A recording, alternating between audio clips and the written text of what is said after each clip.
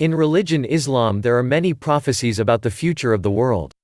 It has been 1400 years since Islam made the prophecies in the form of the ayahs of Quran and the word of Hazrat Muhammad (pbuh), every one of which has proven true during this course.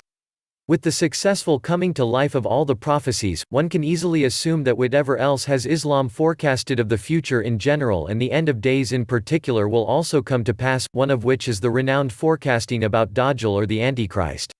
The arrival of Dajjal is one of the major Islamic prophecies pertaining to the end of times. There are numerous hadiths of Prophet (pbuh) that tell about Dajjal, the time when he will arrive, the kind of destruction he will cause and the people who will stand with or against him.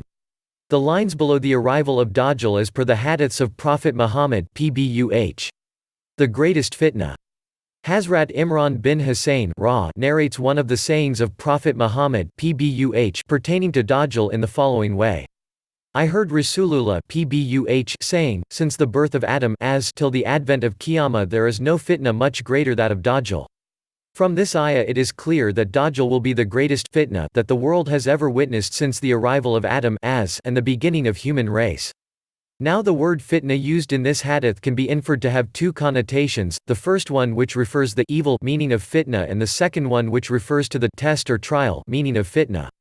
It means that Dajjal will be the greatest evil that the world has seen and will see till the end of the days, and as far as the trial or test of surveying a particular situation of adversity is concerned, Dajjal will also easily top all the adversities that human race has faced.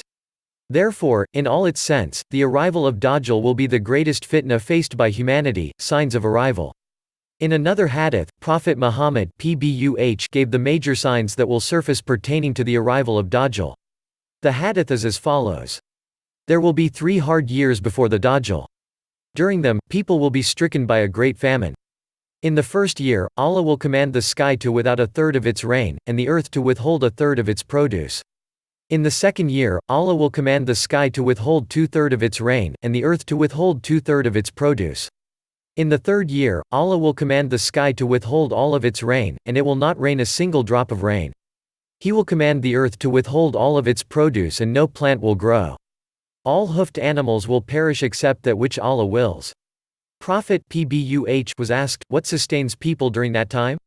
He said, Tahleel, Takbir, and Tahmid, saying, La ilaha illallah, Allahu Akbar and Alhamdulillah, this will sustain them just as food does.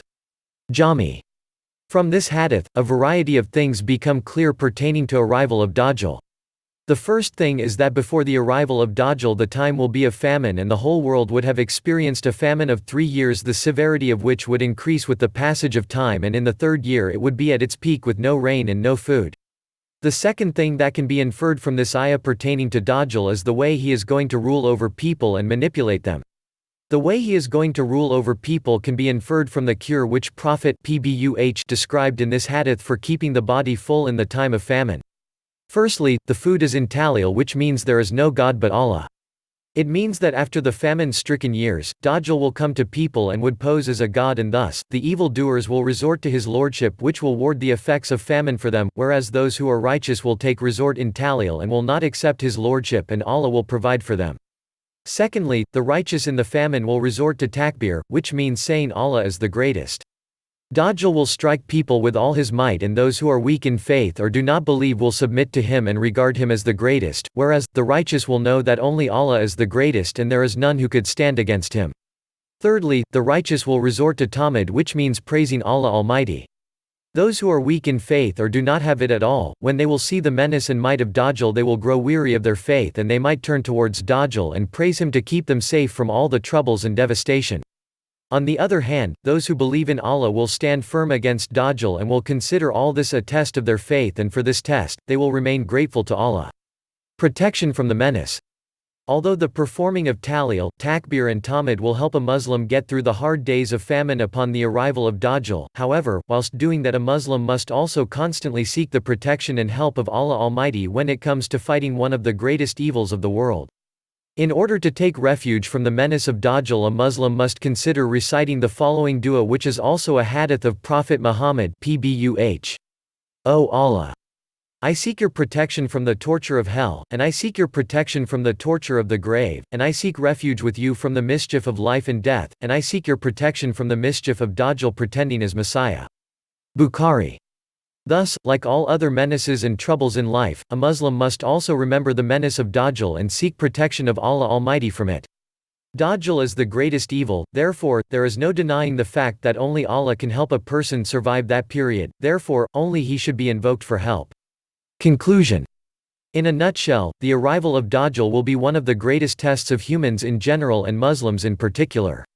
He will arrive before the end of days, therefore, those who have faith will be separate from the ones who don't have it, where the formers will be against him and the latter will submit to him.